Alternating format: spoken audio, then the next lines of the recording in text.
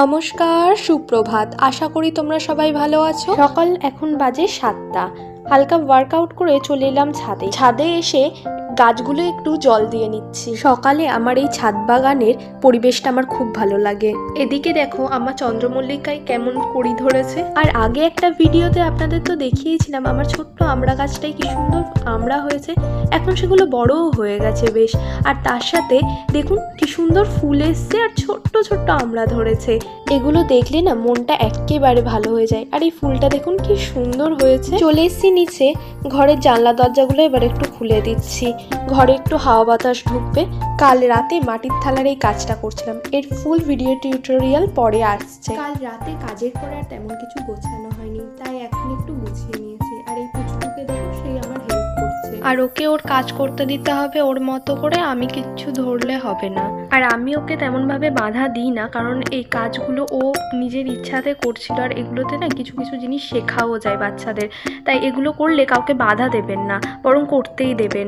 এই এগলোনিমা গাছটা আমি নতুন কিনেছি, কি ভালো লাগছে না গাছটা। গাছে জল দেওয়া শেষ করে চলে গেছিলাম স্নান কমপ্লিট করে চলে এলাম জামা কাপড় আয়রন করতে। তারপর এখানে আমি রেডি হয়ে নিচ্ছি। 1 মাস পড়াশুনো থেকে বিরতি নিয়েছিলাম, আবার সেটাকে শুরু করেছি।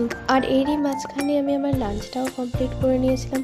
রেডি হতে হতে রুমে মা এসেছিল, তাই মায়ের সাথে একটু কথা বলছিলাম। এখানে আমি রেডি হয়ে গেছি, এবার আমি বেরোবো। চলুন আমি বেরিয়ে গেছি, আর আজ আমাকে বাবা ড্রপ করতে যাচ্ছে।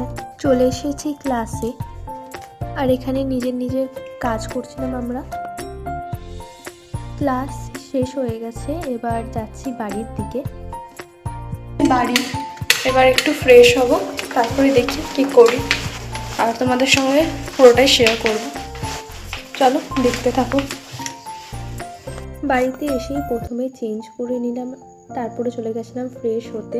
ফ্রেশ হয়ে এসে হালকা করে স্কিন কেয়ার করে নিলাম। এরই মধ্যে মা করে দিয়েছিল গরম গরম কফি শেষ করে নিজের স্ক্রিপ্ট রাইট করতে বসে পড়লাম। সারাদিনের কর্মব্যস্ততার পর এটা হলো আমার সবথেকে শান্তির স্থান, যেখানে আমার সারাদিনের ক্লান্তি দূর হয়ে যায়। আজ আসি, দেখা হচ্ছে কোনো নতুন ভিডিওতে।